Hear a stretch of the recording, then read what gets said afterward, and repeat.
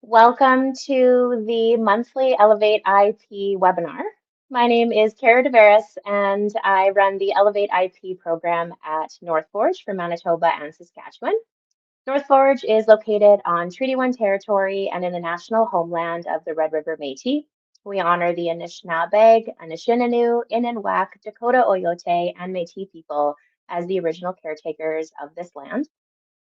North Forge is a not-for-profit tech incubator, accelerator, and state-of-the-art fabrication lab.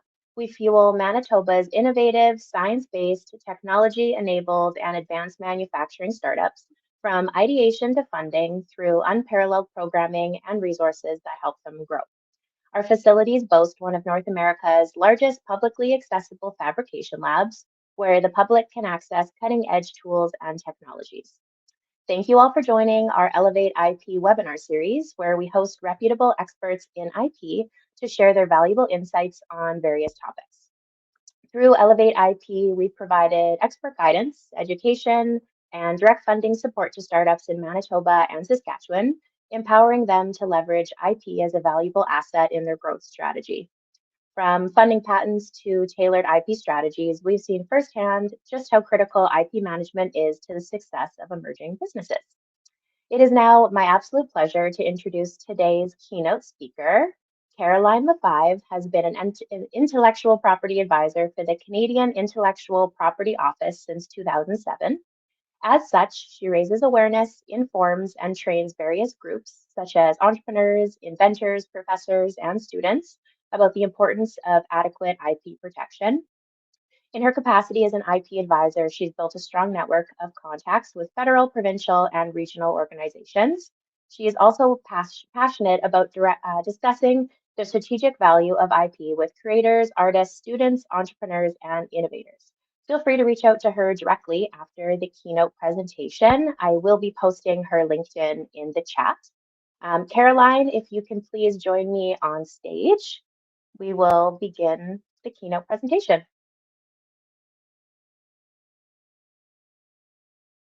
Perfect. Welcome, Caroline. Now you can hear me. Thank you. I'm going to pass the mic over to you. Excellent. And make sure, before you do, I'll share my presentation, making sure you see it. Let me know. Do you see it? Nothing yet. Okay. Where did this, if I share, because I ran into the same problem with multiple. Okay, so if I do this, now can you see it? Nothing yet. Okay, we'll try again. If I do Windows, share. Oh, yeah, that's perfect, Caroline. Perfect, excellent. So full screen. So guys, I don't see you. And as I say, question period will be at the end. So write them down. And if we run out of time, I'm free after this presentation, so we can have a discussion, or you can reach out to me after. So welcome so much. Thank you for inviting me. I'm really, really, really happy to be with you today and to talk about IP. First, I will talk about the Canadian Intellectual Property Office, CIPO, where I work. CIPO's mandate, the main mandate, is to grant IP in Canada. So we receive applications on trademarks, patents, industrial designs, and copyrights. We have a mandate to raise awareness and educate Canadians on the importance and the effective use of IP.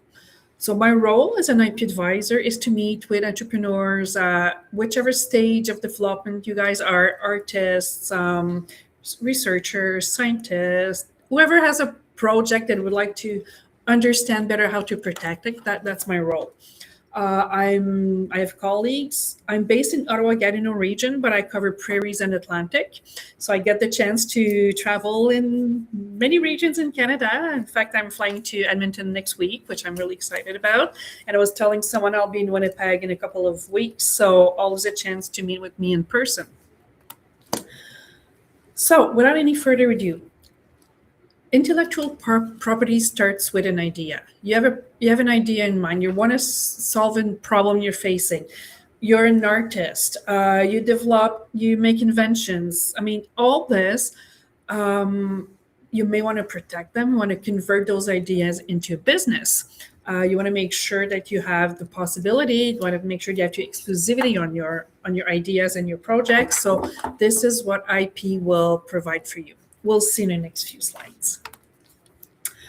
Today I will cover these 5 different IP rights. One of them is not listed. It's called the Plant Breeders Act, and it's administered by the Canadian Food Inspection Agency, and it covers plants, vegetables, trees, fruits, etc. So it's not with CIPO, but if that's of interest to you, I can link you with my colleagues over there. Very quickly, when we talk about IP, we talk about trademarks, patents, copyrights, industrial designs, and trade secrets. You'll see the difference, what they cover in the next few slides. And as I say, if you have questions, write them down, use the chat, and we'll discuss at the end of this presentation. I'll go quickly on that one because you'll get a PDF version of my presentation anyway, but depending on what you're developing, is it a logo? Is it a solution technology? Have you developed a new recipe? Are you developing a software? Are you writing a book? All these could be protected by one or more IP right. And we'll see in the next few slides which one would apply. Why is IP important? Knowing about intellectual property should avoid you making costly mistakes. What do I mean by that? You're developing a new technology. Sorry, bear with me. So you're developing a new technology, a new product. You're designing a logo. You're creating a new piece of music. You're inventing the flying car.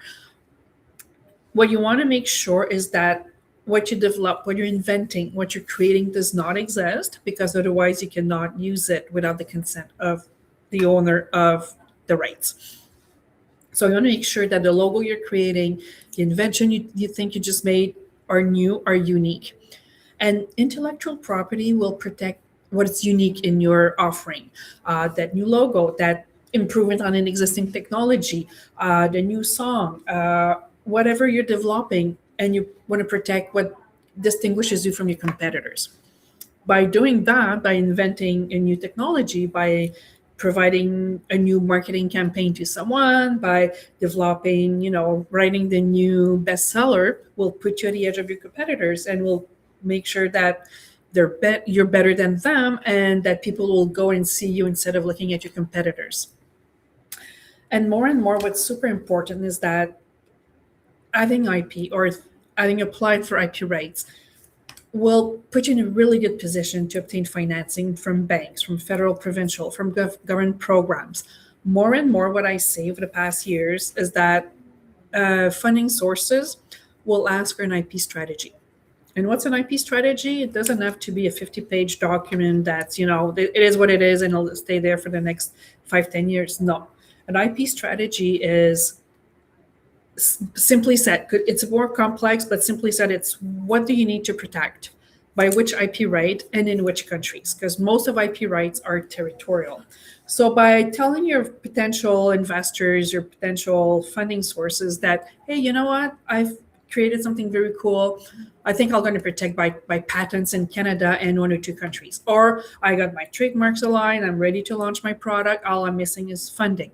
Well, they will know that you're serious in your vision and your objectives. And by securing IP, you also obtain what we call exclusivity.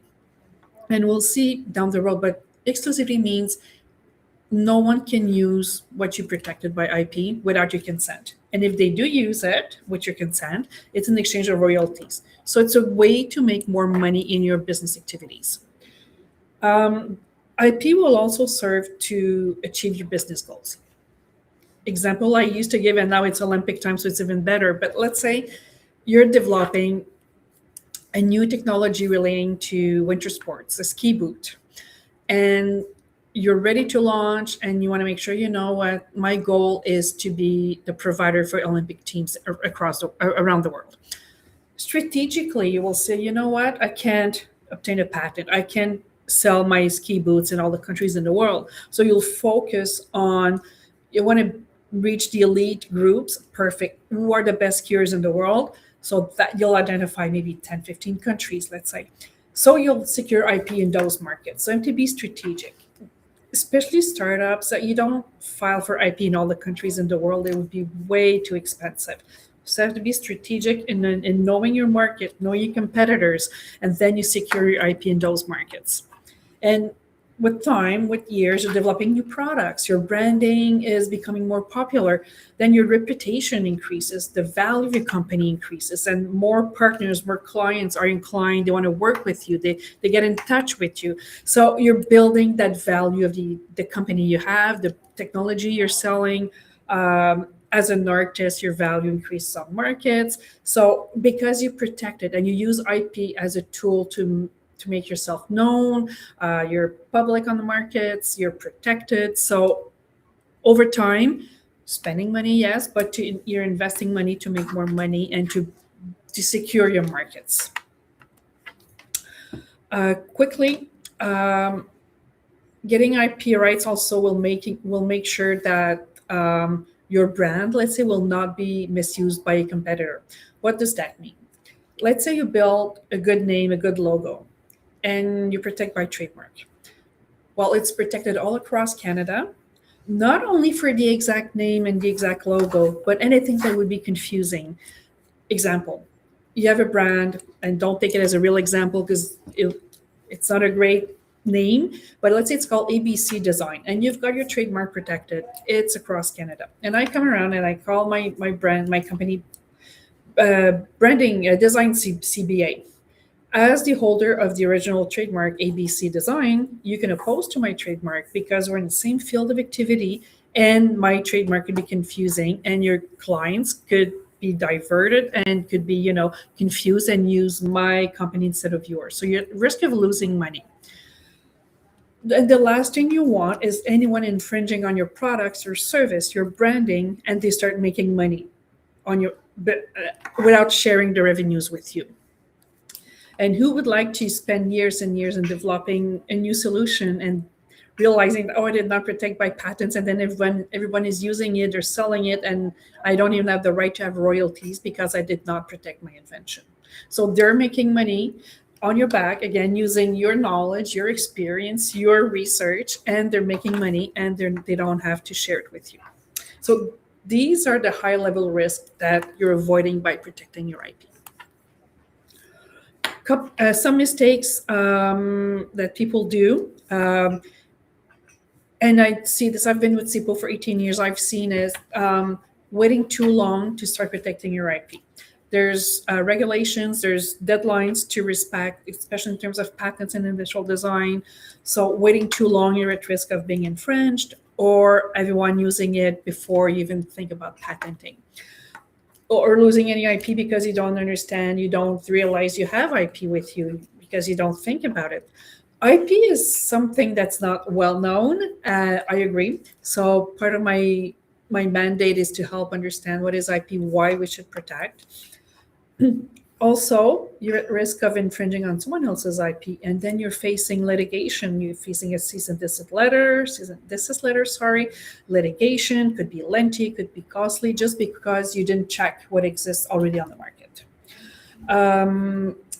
Whatever you do, make sure you know the landscape. Make sure you know your competitors.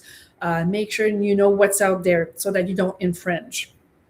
And also what sometimes I see that a lot is there's no contracts in place in between 2 or 3 parties. IP ownership is not well defined, so then you get into conflicts and litigation, costly, and you don't know who it does belong to, has the right to use that technology, who cannot use it. So contracts will protect all the parties, and they're all there to prevent any misunderstanding in the operational field. Switch my page. Okay, let's jump into trademarks. Trademarks is your branding. How do your clients recognize you? How do they choose you over your competitors? Think about Apple, Samsung, Toyota, Honda, Air Canada, Porter. We know these companies, and we have our favorites. For the reasons that are our own reasons. There's nothing wrong in choosing Tylenol over Motrin, and so it's a matter of you liking a brand and using it when you need it.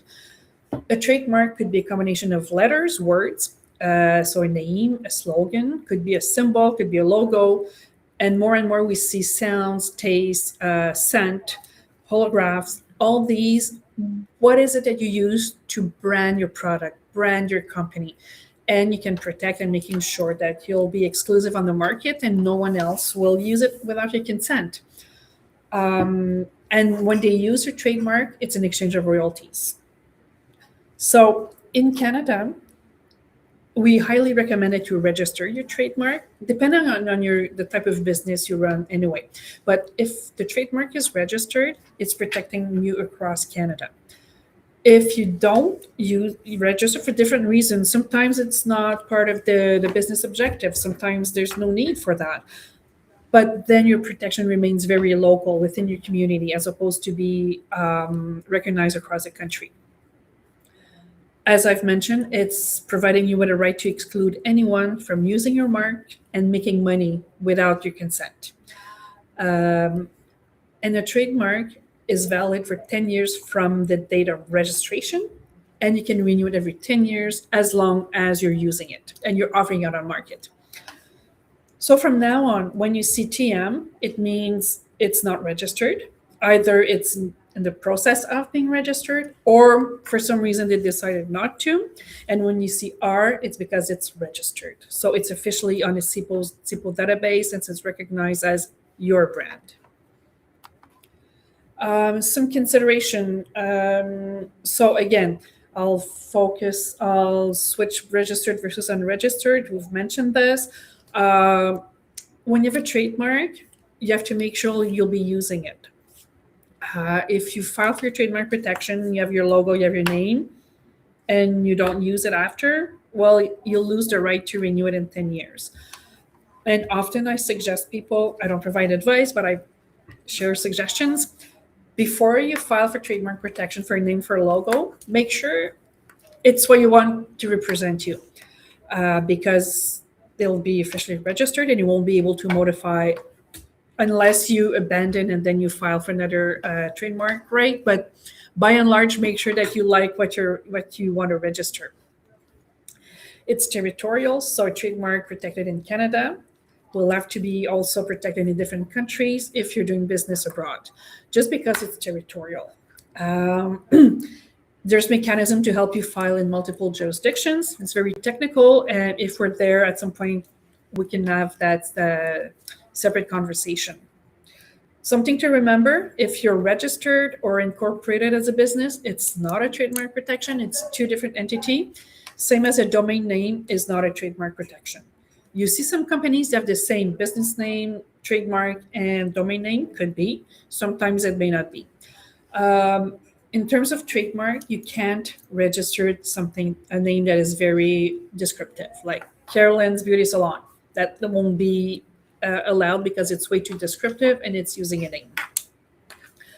We do have a database of trademarks in Canada. Really easy to search. It will help you to find out if the name you have in mind is already registered or not, or is it available. We have also a tool that I really like. It's a global brand database, which provides you in a click everywhere in the world where that potential trademark would be registered. You can do your trademark application on your own without, it's fairly straightforward on a website. You have to identify this and this and that. It's as I say, straightforward process. Or you can hire a trademark agent. They work in private cabinets and they will represent you and will negotiate, draft the application for you, do the work for you for exchange of fees. So it really depends, save money or save time. And both options are good.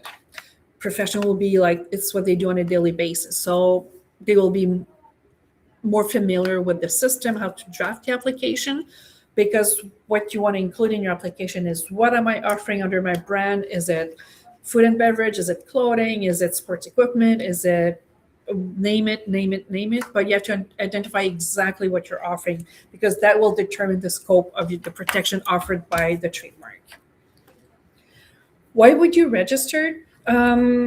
Because you want to make sure, if that's part of your business plan, that you will have the exclusive right to use the mark across Canada for 10 years, renewable, or you can determine who will use the trademark on your behalf. It gives you an official registration, and that confirms you are the owner of that brand. It's less costly if you get into litigation. Let's say your trademark is not protected and you're based in Winnipeg. So trademark ABC design. Come back to that.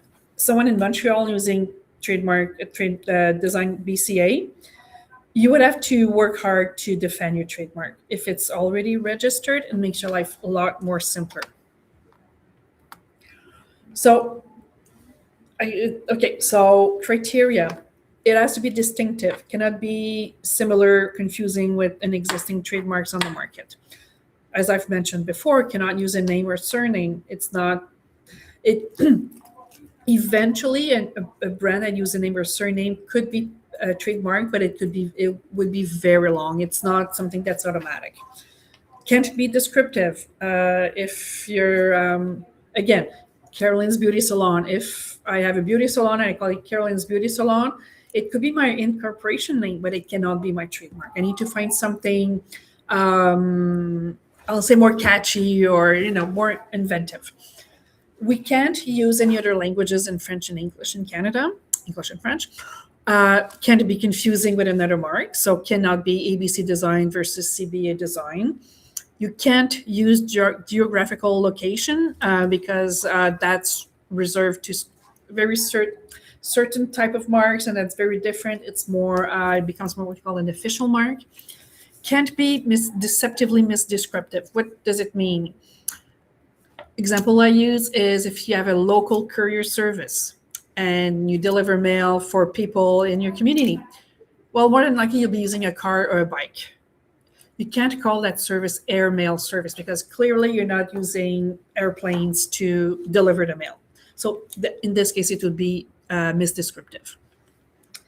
And you can't use or you can't copy what we call official mark, prohibited marks. You can't use the Canada flag. You can't use a coat of arms from different institutions. You have to be very inventive and you have to create your own brand so that you don't confuse people with existing trademarks.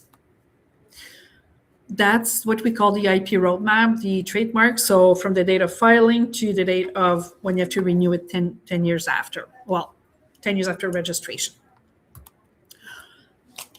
Patents. Sorry. Patents will protect a functionality, a solution to a problem, a technology. It has to meet 3 criteria. Novelty around the world. Even if you're developing a product, a new technology, and you think it's new, but you find out it exists in France or in Mexico, whichever country, you won't be able to get a patent. Patents is for new to the world, useful, has to solve a problem. I just talked to a client, I won't say what it is, but it was a simple invention, but his invention really, really solved the problem. So you don't, as I said to my clients, you don't have to spend years in the lab doing research. You have a problem, you're facing a problem, you find a solution, well, maybe there's patentable subject matter there. And it has to be non-obvious. Not obvious means I should have thought about it. It seems obvious, but no one thought about it. So there's some ingenuity in that invention. So these are the 3 criteria we need to respect before thinking of patenting. And in today's world, I would say 90% of all the patent applications we have are improvements on an existing technology. So in exchange of a full disclosure of the invention, a country such as Canada will grant you a patent from 20 years from the date of filing, not from the date of granting. And people will say, yeah, but I'm reluctant to file for patent protection because, I have to disclose my entire invention. Perfect. But you have to see this as fostering innovation. You apply for patent, full disclosure, and more than likely your patent relies on an existing patent because of that improvement factor. So I'm looking at your patent document and saying, you know what? They patent this, I can do better. So I can improve on your own patent. And for me to get granted my patent, yes, fine, I need to respond to the 3 criteria. But for me to exploit my patent, I need to obtain your consent. because I'm kind of using your own knowledge to operate on my own invention. So that is done in exchange of royalties. So again, patents, yes, they're expensive to acquire, but they have to be seen as a tool to make money, not strictly to be a good tool in case of litigation. It's a commercializing tool. You can sell it, you can grant licenses. The idea would be to make more money than you spend in R&D. Same as for trademarks, it's a right to exclude anyone from making, using, and selling that invention, the technology, whatever it is. It says Canada and the States, but all countries in the world are now on a first to file basis. Going back to that filing date, because it's an obligation to be new to the world, once you get your filing date, it says to the world, listen, world, I'm the first one to apply for that technology. I'm getting my patent in 2, 3, 4 years, depending on. No one else in the world can file for the same invention, even though I strictly file in Canada and in the States, let's say. And going back to the novelty factor, Canada and the States and some other countries will provide you what's called a 12-month grace period, which means that if, let's say, before filing for patent, you somehow disclose crucial information, well, in Canada and the States have 12 months, to apply protection. You can't go beyond 12 months. Countries in Europe have zero tolerance. So if you're planning to file for patent protection in Europe, make sure you don't disclose, because you could lose your right to patenting if they find out there's a disclosure on prior to filing. What can be patented? A product, flying car, let's say. A process is how to make that flying car. The machine is how do you manufacture that flying car, and a composition. So to a new chemical composition that ensures all the elements are light enough to fly, blah, blah. So that's a chemical composition. So that could be patented. Yeah, I think that covers that subject. One thing you have to think is patenting the right decision for you? Patents could be quite expensive, to be honest. And it could be also very lengthy and costly. Usually when reverse engineering is possible, maybe patenting is a right decision. Example, you have a toaster and you tear it apart and you understand the mechanism, put it back, and then it still works. You can, probably file for patent to improve on the mechanism of that toaster. If you drink Coca-Cola, we have the ingredients, but we don't know the recipe to make Coca-Cola. Then it's kept as a trade secret, because it's not by drinking it that I'll understand exactly the process to make it. So that's the difference between trade secrets and patents. That's very technical, but when you file for patents, there's an 18-month gray period where your patent application is maintained secret. Even me at CIPO, if you file here with us, I don't have access to that database. It's limited to very few people, and it's just to provide you with that filing date. Alternative to patenting, depending on trade secrets, as I say, to keep the recipe secret, but you can sell the product. The danger is that if the secret is out, it's too late. You lost the exclusivity you had on the product.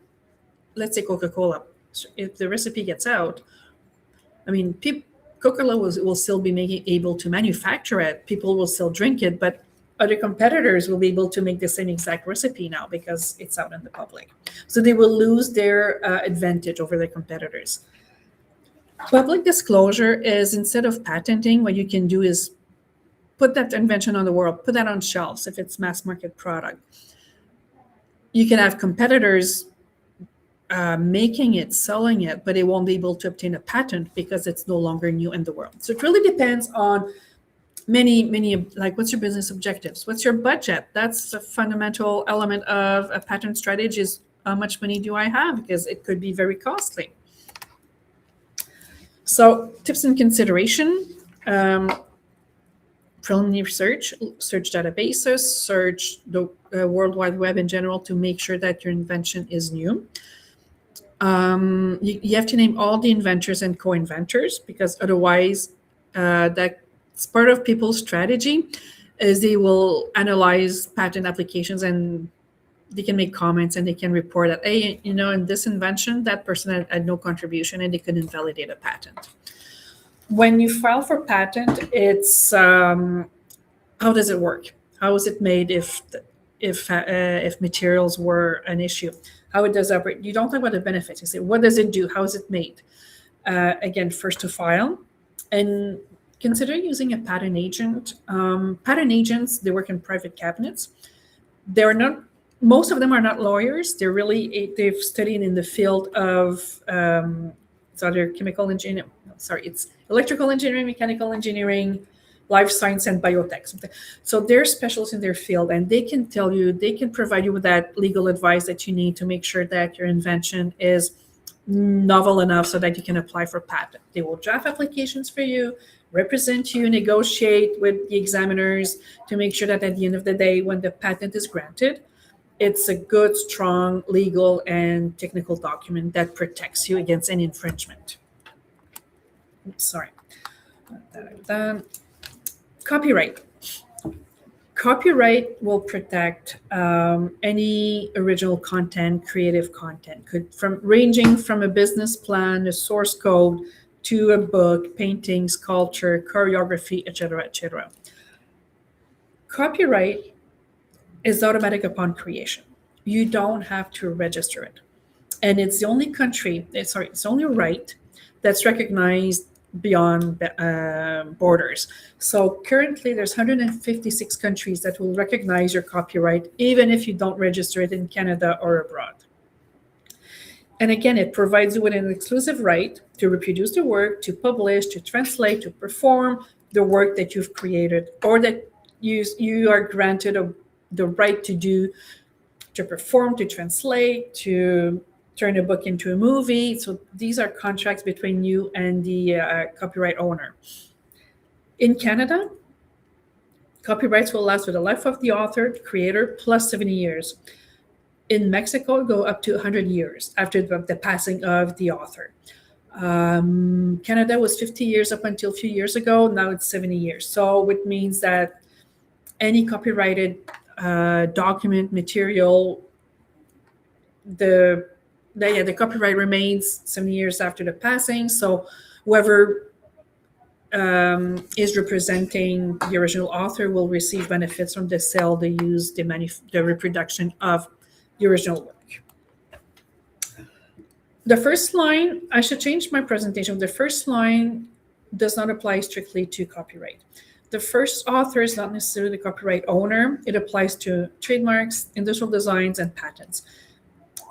If you invent something and you work for a company and you're hired to invent, then the invention belongs to your company, to the corporation you work with. If you invent something in your basement, it belongs to you because you were not hired to invent. You decide to invent something for your own needs. Same with trademark. You develop a logo for someone hires you to develop a logo. It belongs to the person who hires you. So just keep that in mind. That's part of the Canadian Labor Act, that any IP generated during the course of an employment or a contract, a paid contract, it belongs to whoever paid and was remunerating the person. Always avoid infringement. It's not because it's on internet that it's free of right. No, make sure that if you want to use some material that you have the consent of the copyright owner. And because copyrights are automatic, if you have a website, if you have a blog, if whatever documentation you produce, make sure you always have that circled C. The owner could be you, could be a company, and the year of production. That will tell the world, hey, this is my copyrighted material. You cannot use it without my consent. So that's going a bit further into copyrights, but copyright programs. Okay, computer programs, that's very different. I'll go back to patents with this element.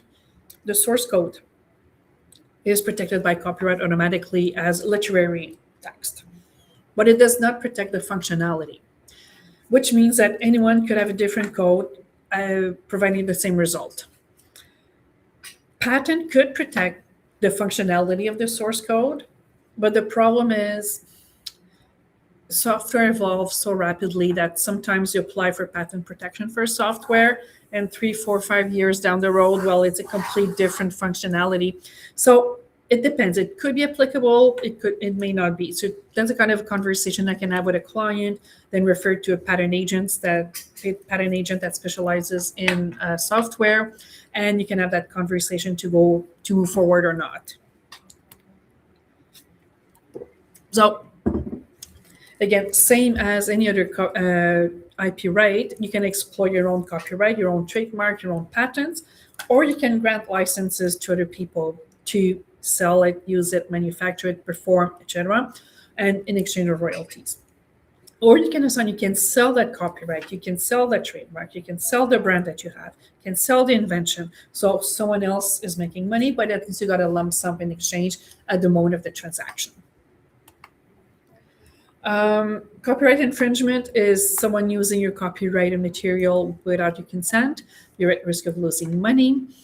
And again, it's very complicated to monitor.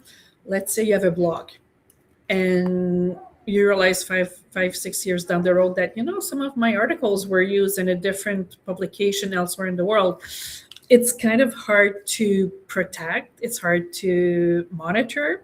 But as the owner of a copyright or of a trademark, a patent, your duty is to monitor your IP, because CIPO will not do it for you, unfortunately. In Canada, it's more RCMP and border services that would be looking at infringement counterfeiting. I'll skip that and being conscious of time. I'll skip that as well.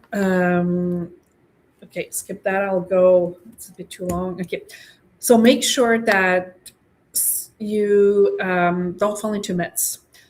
I often hear, yeah, but I wrote something many years ago. I put in an envelope, put a stamp, mail it to myself, and never opened the envelope. That's a myth. That's not what will protect you in court in case of infringement, plagiarism. What really helps you is the copyright certificate. And at CIPO, I think it's around $70. So it's not excruciating, and it's a good proof that you are the owner of the copyrighted material. Second last IP right, industrial designs. Industrial designs are probably the IP rights that are they're less known, and it's undervalued. Patents are all about functionality. Industrial designs are all about the aesthetic, the visual aspect. The shape of an armchair, the shape of your phone, the shape of the apps on your phone. That's all industrial designs. In Canada, we call them industrial designs. Other countries, such as the States, call it design patent. And in Canada and the States, it's for up to 15 years from the date of filing. And again, it's a right to exclude anyone from using that shape, that form, that ornament without your consent. And again, same as patent, if there's any disclosure on your industrial design, there's a 12-month grace period in some jurisdictions to file for industrial design protection, even though you have somehow disclosed it to a minimal audience. Again, it has to be new or original. And the great value in industrial design is that if the shape, the ornament, whatever, the aesthetic becomes very popular in the market, at the end of the protection, let's say at the end of the 15 years, you can convert that into a trademark, which is renewed every 10 years. Best example, the Coca-Cola bottle. It was developed, the shape was developed in 1915, was protected under industrial design, and then the expiration, it was so popular that it became a trademark.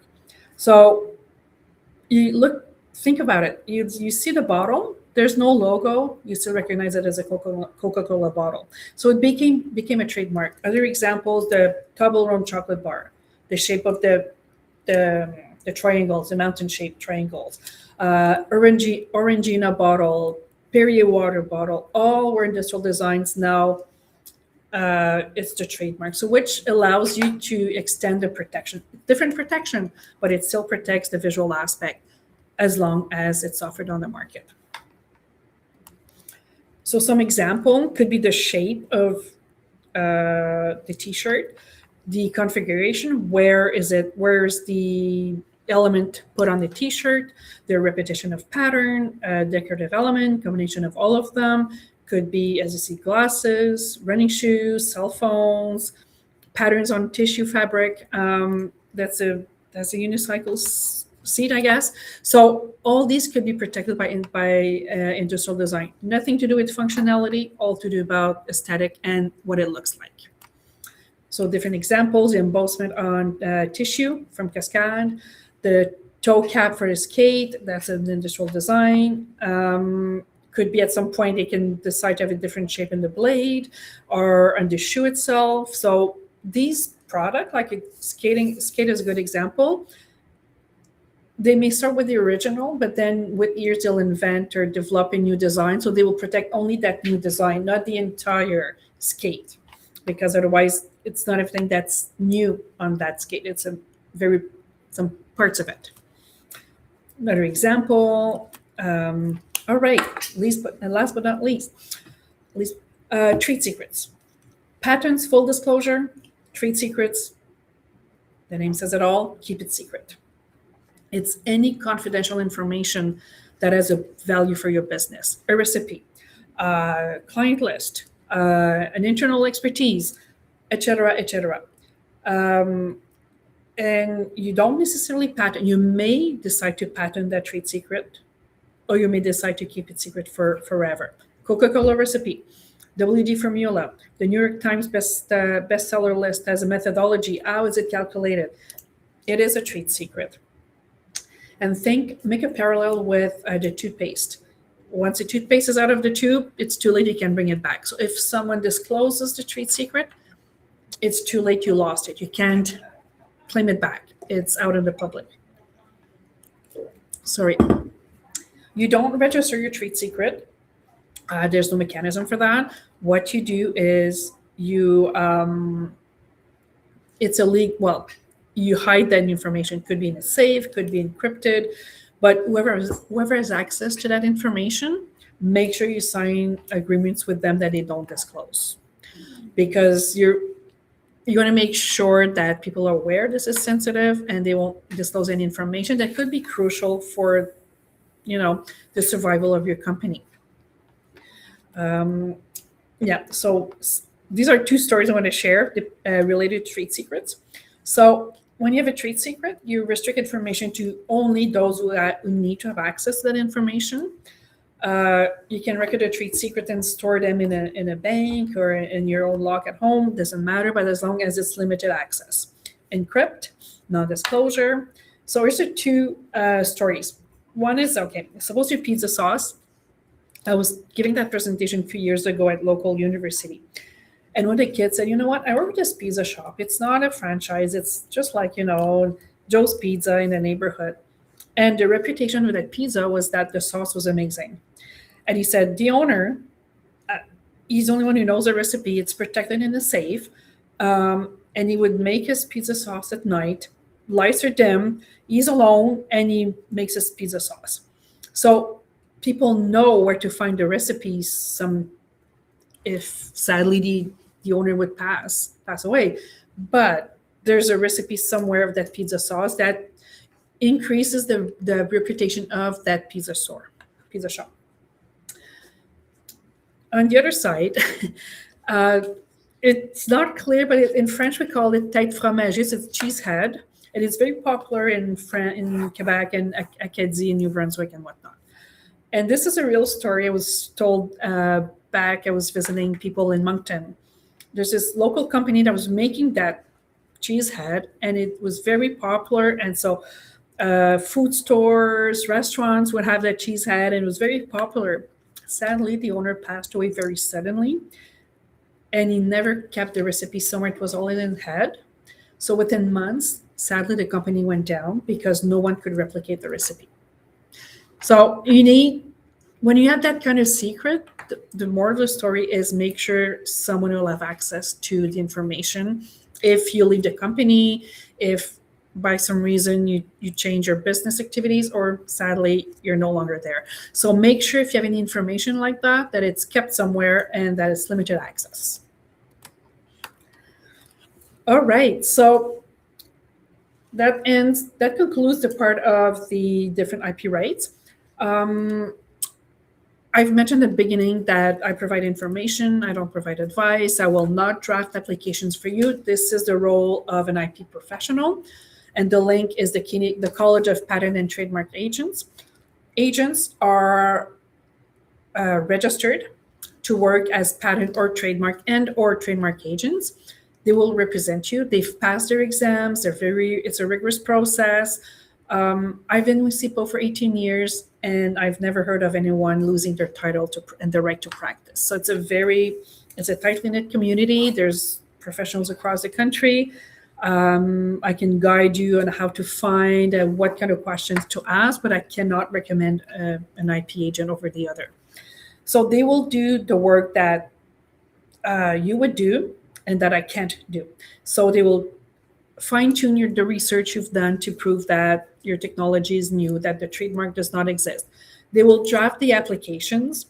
They will negotiate with examiners to make sure that at the end of the day, when the patent or the trademark industrial designs are granted, they're valid and they represent what you're offering on the markets. In the terms of, and when you're applying for a patent, once your patent is granted, one thing to remember is it's not because you granted the patent that you can exploit it.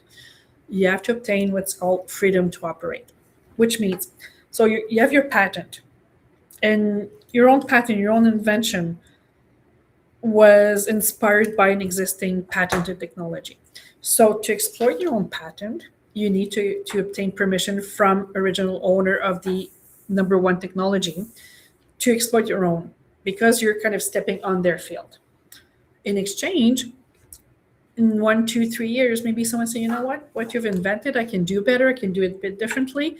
So they will need to obtain their own freedom to operate in exchange of royalties. And obviously your patent agents, trademark agents will help you in case of litigation. They will provide you with that legal opinion that I can't provide you. So as an IP advisor that doesn't provide advice, sorry. So our information services, me and my colleagues, are free of charge. So we want to help make sure you save time and money. Our goal is to increase your IP knowledge by providing relevant, objective, and tailored information. So a typical meeting with a client is, okay, this is my role within CIPO, takes like a minute. Then I always book an hour. Then we'll go into your own project and we'll analyze, okay, that could be a patent, it could be a trademark, pros and cons of both. Are you sure patent is good? Want to go trade secret? And then you got all the information and you make your own informed decision. We want to make sure that you understand that IP is very strategic, will help you get funding, protect your markets, increase your client base, etc. And we're fairly well connected, so we can put you in contact with sources of funding, with other partners in the regions.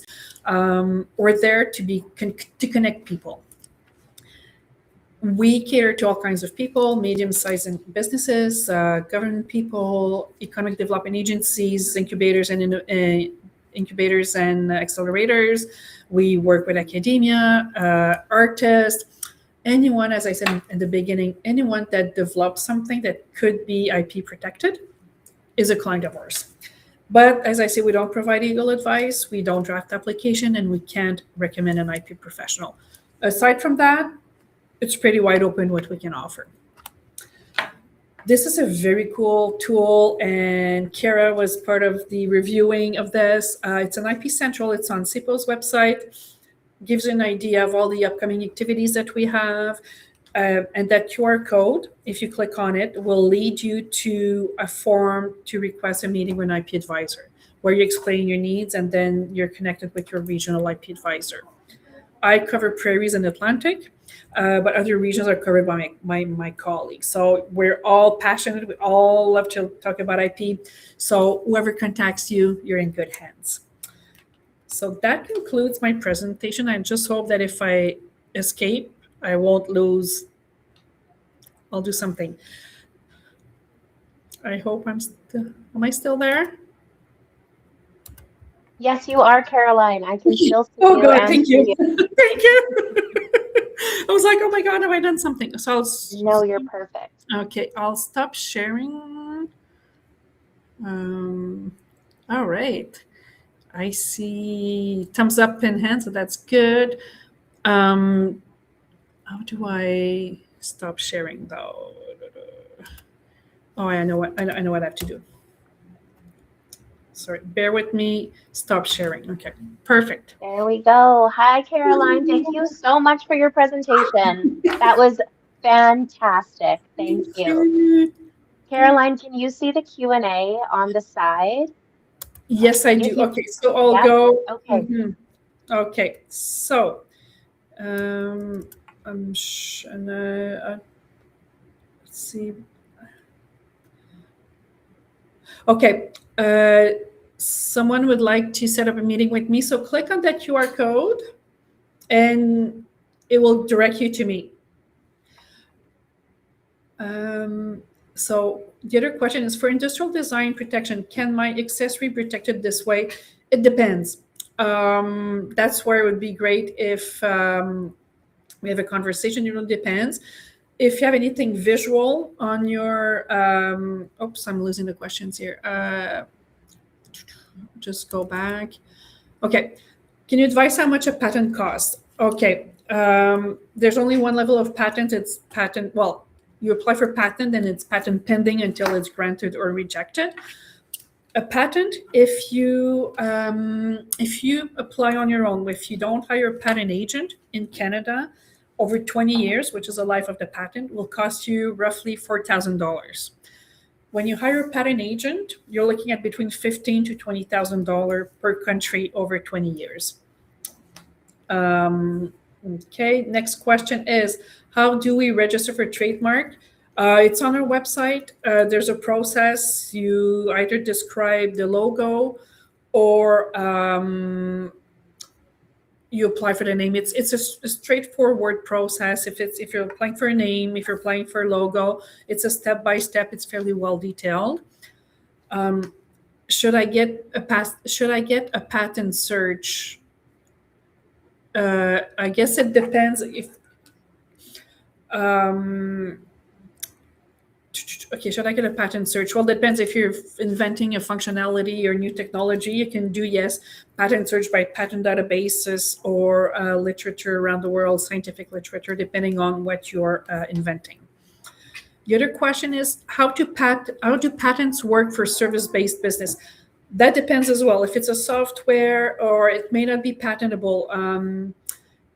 Let's say I'll maybe step away from the service-based business, but let's say a psychotherapist as a methodology to work with their clients. It may be more a literature, like a document, a book, or a trademark because it has a popular name, but it may not be patentable. So Kelly, I would suggest we can discuss and see what are the alternatives or what are the options for you. Other question, what happens if you talk to someone, family, friend, about your invention? Would that count as invalidating disclosure? That's a really good question. And again, it depends. Disclosure means you're providing sufficient information for people to file for patent protection before you. So if you just tell them, hey, I'm working on something super cool. It could help cars fly. You have not disclosed much. But if you tell them exactly how it works, how the car will fly, etc., then they can file for patent and get that date before you. That's a disclosure. What constitutes disclosure that can invalidate? So yeah, going back on my previous answer is sufficient information for people to understand how it works and how it